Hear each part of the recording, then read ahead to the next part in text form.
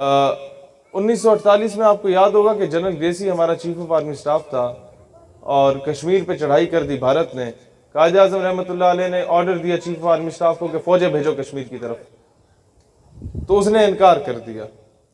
تو کے پی کے ٹرائبل ایریاز جو ایکس فاٹا ہے وہاں کے پٹھان گئے, انہوں نے مار مار کے بھرگس نکال دیا وہاں ہندوستانی فوجوں کا, اور جو آزاد کشمیر ہمارے پاس ہے ان پٹھانوں نے ہمیں لا کے دیا.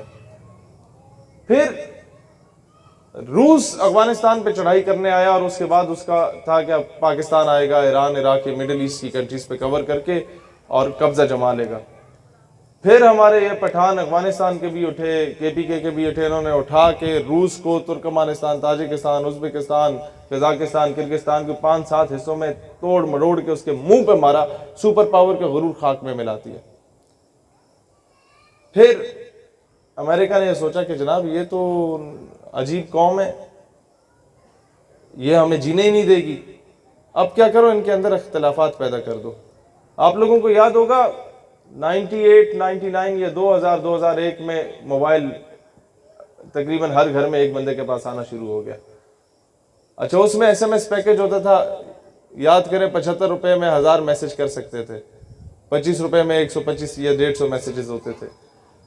وہ پیکج کرایا جاتا تھا اور اس پیکج میں آپ کو یہ بھی یاد ہوگا کہ 99% جو فارورڈ میسیجز ہوتے تھے وہ لطیفے ہوتے تھے, اور 1% ایسے میسیج بھی ہوتے تھے کہ 12 بندوں کو فارورڈ نہ کیا تو عذاب آ جائے گا. یاد ہے نا؟ تو وہ جو 99% میسیجز ہوتے تھے لطیفوں والے, ان میں بھی 99% لطیفے پٹھانوں پہ بنائے جاتے تھے. یاد ہے, خان وہاں گیا, دکان پہ گیا, یہ ہو گیا, مذاق. اب وہ ایک لاوا پٹھانوں میں ابلتا رہا. آپ سمجھ رہے ہیں میری بات کو؟ وہ میسج بلوچ بھی فارورڈ کرے, پنجابی بھی فارورڈ کرے, کشمیری بھی فارورڈ کرے, بہاری بھی فارورڈ کرے, اردو سپیکنگ بھی فارورڈ کرے, سندھی بھی فارورڈ کرے. اب پٹھان جب اسے میسج پہنچتا یا اس کے سامنے آپ لطیفہ بولو تو وہ مسکرا دیتا, نظر انداز کر دے, کبھی لڑا نہیں آپ کے ساتھ, لیکن اندر ہی اندر لاوا ابلتا رہا. اور ایک وقت کے انتظار میں تھا کہ کوئی شخص اٹھے اور اس لاوے کا میں جواب دے کے پٹک کے ماروں ان سب کو, اور اس سے نقصان کس کا ہوتا ہے؟ پنجابی, پٹھان, یہ سندھی بلوچی کا نہیں, پاکستان کا ہوتا ہے. اور الٹیمیٹلی اسلام, یہ جو نقصان ہے وہ اسلام کا ہوتا ہے, کیونکہ پاکستان جو بنا تھا وہ تو اسلام کے نام پہ بنا تھا. یہ تو انگریزوں کے کتے نہلانے والے ہمارے اوپر مسلط ہو گئے, جنہوں نے کبھی بلوچستان میں تباہی مچانے کی کوشش کی, ہمارے بلوچستان کے لوگوں کو محروم رکھ کے. سوئی گیس وہاں سے نکلتی ہے, ہمارے پنجاب تک آ جاتی ہے, ڈیرہ بگٹی کی اپنی عوام کو کوئی نہیں ملی. کے پی کے کی بات کی جائے تو کبھی ڈرون سٹرائکس گرے, کبھی وہاں پر آ کے تباہی مچی. ہم لوگ ملالہ کو ہیرو بنا کے بیٹھ گئے, ہم لوگ یہ ڈاکٹر عبدالسلام جیسے چوڑے کو جا کے ہیرو بنا دیا, ڈاکٹر ایکیو خان کو گھر میں پابند کر دیا. ہم لوگوں نے ایک اور کسی کو آسکر پرائز دلوا دیا جس نے ملک کی عزت کو بین الاقوامی منڈی میں جا کے فروخت کیا تھا, غالباً اسی شہر کی ہے وہ بھی. تو ہوتا کیا ہے کہ جو اصل ہیروز ہیں ان کو نظر انداز کیا گیا, ملالہ کو ہیرو بنا دیا گیا, پٹھان کو دہشت گرد بنا دیا گیا کہ یہ تو دہشت گرد ہیں سارے. پھر آتے ہیں بلوچ کی طرف, جنہوں نے اس وقت قبائلی جرگہ کیا.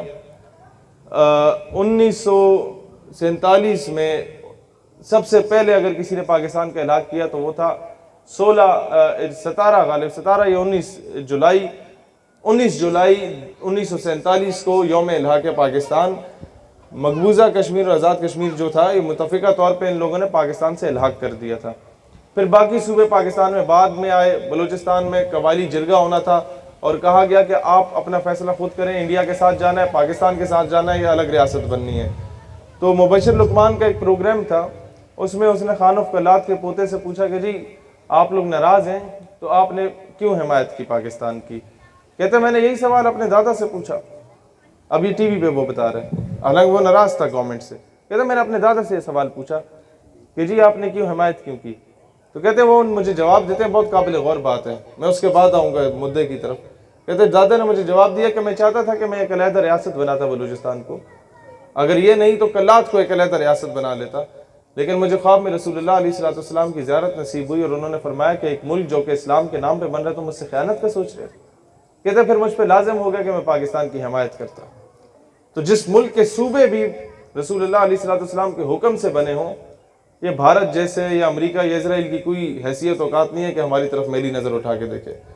مسئلہ صرف یہ ہے کہ ہمارے اندر ہر محکمے، ہر ادارے، ہر حکومت، ہر اپوزیشن میں کچھ ایسے غدار بیٹھے ہیں جنہوں نے ہمیشہ بلوچوں اور پنجابیوں میں نفرت، جنہوں نے ہمیشہ پشتونوں اور سندھیوں میں نفرت، جنہوں نے ہمیشہ سندھ میں آؤ تو اردو سپیکنگ اور سندھی ایک دوسرے سے نفرت۔ اقبال رحمت اللہ علیہ پیٹتے رہ گئے، یوں تو سید بھی ہو، مرزا بھی ہو، اغوا بھی ہو، تم سبھی کو چھو بتلاؤ تو مسلمان بھی ہو۔ وہ پیٹتے رہ گئے کہ بتا نے رنگ و خون کو توڑ کر ملت میں گم ہو جا، نہ تورانی رہے باقی، نہ ایرانی نہ افغانی۔ وہ پیٹتے رہ گئے۔ یار ان تازہ خداؤں میں بڑا سب سے وطن ہے، جو پیرہن ہے اس کا وہ مذہب کا کفن ہے۔ وہ پیٹتے رہ گئے کہ وطنیت، قوم، خطہ، قبیلہ خیش کیا ہے؟ کہ بازو تیرا توحید کی قوت سے قوی ہے، اسلام تیرا دیس ہے، تو مصطفی ہے۔ اگر تو مسلمان ہے تو ہندوستان میں رہنے والا آسام کا شہری بھی تمہارے ہی دیس کا شہری ہے، جونا گڑھ میں رہنے والا مسلمان بھی تمہارے ہی دیس کا شہری ہے، وہ بھی تمہارے ہی وطن کا ہے۔ حیدرآباد دکن میں رہنے والا بھی تمہارے وطن سے تعلق رکھتا ہے، دہلی ممبئی میں رہنے والا مسلمان بھی تمہارے وطن سے تعلق رکھتا ہے، کیونکہ اخوت اس کو کہتے ہیں چبھے کانٹا جو کابل میں، تو ہندوستان کا ہر پیر و جماع بیتاب ہو جائے۔ وہ کیسے؟ مجھے بتائیں کہ آپ کے ہاتھ میں زخم آیا ہو، رات کو نیند نہیں آتی نا؟ کبھی آنکھوں سے پوچھا کہ یار تمہیں کیا تکلیف ہے؟ تمہیں تو نیند آ جانی چاہیے، درد تو ہاتھ میں ہو رہا ہے لیکن نہیں آتی نیند۔ اسی طریقے سے جب کشمیر میں ظلم ہوتا ہے تو ہمیں وہ تکلیف ہوتی ہے، کیونکہ مسلمان ایک جسم کی مانند ہیں۔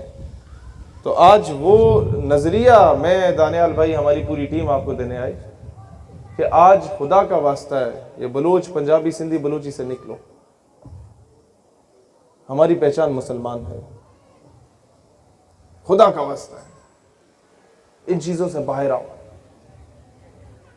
ہم نے ایک دوسرے کا ساتھ دینا ہے۔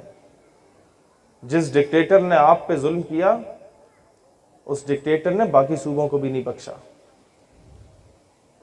یہ بات یاد رکھیے گا کہ اگر پنجاب میں کچھ لوگوں کو وسائل زیادہ مل گئے ہمارے صوبے میں تو ہم لوگوں نے چھین کے لیے، لیکن ایک کام کیا، ہم لوگوں نے ڈکٹیٹر کو یہ کہا کہ ملک تمہارا نہیں ہے، ہمارا ہے۔ ہم نے ڈس اون نہیں کیا۔ یہ بات بتاؤ بلوچستان میں بھی کھڑے ہو کے کہ بھائی پاکستان تمہارے باپ کی جاگیر نہیں ہے، نواب اکبر بگٹی نے اس وقت پاکستان کی حمایت کی تھی، یہ ہمارے باپ کی جاگیر ہے۔ یہ اٹھ کے بتاؤ کہ تم لوگ تو اس وقت انگریزوں کے کتے نہلا رہے تھے اور خان آف کلات نے اس وقت پاکستان کی حمایت کی تھی، یہ ہمارا وطن ہے، ہم کیوں اسے چھوڑ کے جائیں؟ تم جاؤ چھوڑ کے۔ یہ بات سمجھ رہے ہیں آپ میری بات کو؟ کہ پاکستان بلوچوں کا پاکستان ہے، بتائیں انہیں۔ یہ پاکستان چونڈا پہ قربانیاں دینے والے، وہ جسم سے بم باندھ کے ہندوستانی ٹینکوں پہ کودنے والے ان پنجابیوں کا پاکستان ہے۔